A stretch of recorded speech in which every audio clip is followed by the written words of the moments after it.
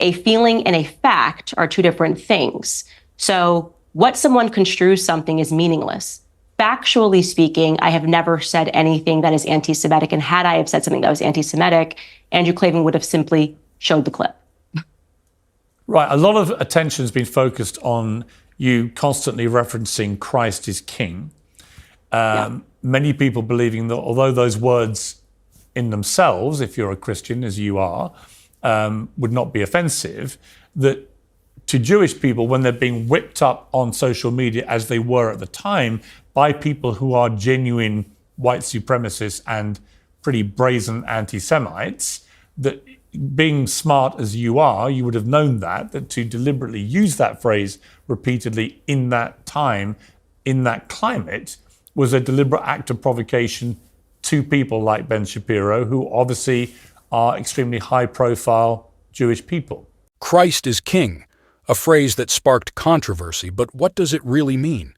Candace Owens, a Christian, posted this phrase during the Israel-Hamas conflict, leading to accusations of anti-Semitism and likely the reason for parting ways with Daily Wire. But was it really meant to provoke, or was it a call for peace? Join us as we explore the context behind the controversy and find out what Candace Owens really meant by Christ is King. Was it a deliberate provocation or a genuine declaration of faith? Did you ever say or do anything which to a Jewish ear could be construed as anti-Semitic? Well, let's be clear about all of these topics, whether we're talking about racism, sexism, anti-Semitism. Everything can be construed to an ear when you're talking about a subjective ear that I believe that this is racist. I mean, I could say, hey, Piers, you even asking me questions, and to me, it feels racist, right? A feeling and a fact are two different things. So what someone construes something is meaningless. Factually speaking, I have never said anything that is anti-Semitic, and had I have said something that was anti-Semitic, Andrew Klavan would have simply showed the clip. Right, a lot of attention has been focused on you constantly referencing Christ is King. Many people believing that although those words in themselves, if you're a Christian, as you are, would not be offensive, that to Jewish people, when they're being whipped up on social media, as they were at the time, by people who are genuine white supremacists and pretty brazen anti-Semites, that being smart as you are, you would have known that to deliberately use that phrase repeatedly in that time, in that climate, was a deliberate act of provocation to people like Ben Shapiro, who obviously are extremely high-profile Jewish people. Do you accept that? I'm sorry, which time frame are you talking about when you say at that time? Well, since the start of the Israel-Hamas war. Yeah, no. So that phrase, if you're talking about when it began to be a scandal, because I think everyone was quite confused when there was suddenly this narrative that it could be construed as anti-Semitic, which is why it required so much explaining by people of when it became anti-Semitic. I posted a standalone Bible verse, this is just a pure fact, calling for peace. And at the end of the verse, I ended it and said, Christ is King, last November. Andrew Klavan references that. The reason why this even became a scandal is because of Andrew Klavan. Andrew Klavan did an episode called Because Christ is Really King. And then he accused me wrongly of spitting that phrase at a Jew. That simply never happened, as I showed in my first episode back. It was just made that up out of thin air. I posted a standalone Bible verse and I wrote at the end of it, Christ is King. And then a Jew responded to me telling me to quit my job. So what happens sometimes is then time passes and people try to rewrite history, but we're not going to do revisionist history here. I tweeted Christ is King appropriately following a Bible verse when I was 38 weeks pregnant. And I stand by that proverb and I stand by my declaring Christ to be King, as I have done many times in the past, because it's basic Christian doctrine. Two things about that. Why would you tweet that particular passage from the Bible, ending Christ is King, on 14th of November 2023? What was your motivation? Yeah, happy to answer that question.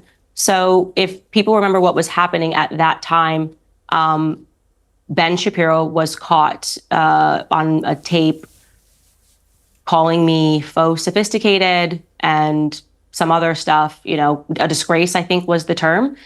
And again, I was 38 weeks pregnant, about to give birth. And my husband just told me, every media person in the world is contacting you globally, asking you to give a comment, to say something. It's obviously a very traumatizing thing to go through in the moment when you're that pregnant and suddenly you're like, I just don't want to deal with this drama. I don't mean like trauma in the very leftist, I feel traumatized by this, but just it's a lot happening leading up to birth. And my husband told me to read the Bible. He said, just read the Bible. You don't have to answer these media members. You don't have to give a comment. You don't have to say anything. These things are all fickle. It doesn't matter. But just to be clear on the chronology, because the video of Ben saying what he said, we said, I think her behaviour during this has been disgraceful, without a doubt. I think her photo sophistication. That came first. Yeah, that came out on 15th of November 2023. But you had posted what you posted on the 14th of November. That's not correct. You have your timeline wrong. It was the video came first. So you were responding directly to the video? No, I'm trying to finish the story, but you just have just so you know, chronologically, you have it wrong. His insult came first. I think it was on the 12th, the insult came. Were you made aware of the insult? Because and then did it become public? I found out on Twitter with everybody else. It was just trending, And so just to go back into it, my husband told me to read the Bible and to realize that these things are fickle and that all of these journalists that were asking me to respond to them are doing it because all they want is clicks and money. And they want you, they want to use you for a moment. That's not going to matter in the scheme of things in your life. And so I wanted to respond to all of these media members by saying that I'm calling for peace. Christ is king of my heart. I don't need this right now. So that was it. When you appeared on Tucker Carlson on the 16th of November, you said, I will say I'm not going to respond with the same ad hominem attack. But you also told him that day that was when you first saw the video. I didn't tell him I first saw the video on Tucker Carlson. I don't understand your question. What, I told Tucker I saw the video on Tucker Carlson? No, that you had seen the video for the first time that morning. That I saw the video trending on Twitter, not the morning of Tucker's interview. Sorry, I don't know. I'm just trying to work out the exact correct chronology. Yeah, I can help you. Yeah. So you saw the video on Twitter, and then on Twitter, yes. Yeah. And then you put out the passage from the Bible as a reaction to seeing the video. Yes, like I said, maybe it was 24 hours later after that, when everyone was contacting me for comment, I gave the media no comment. So if you look on all the articles, there was no comment given to me at that time about anything because I decided that peace was the best strategy forward.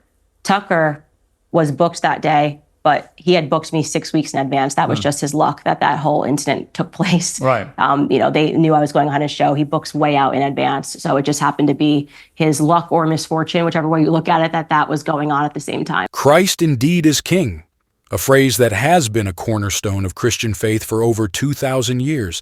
Yet somehow, this declaration of devotion has been deemed offensive by some.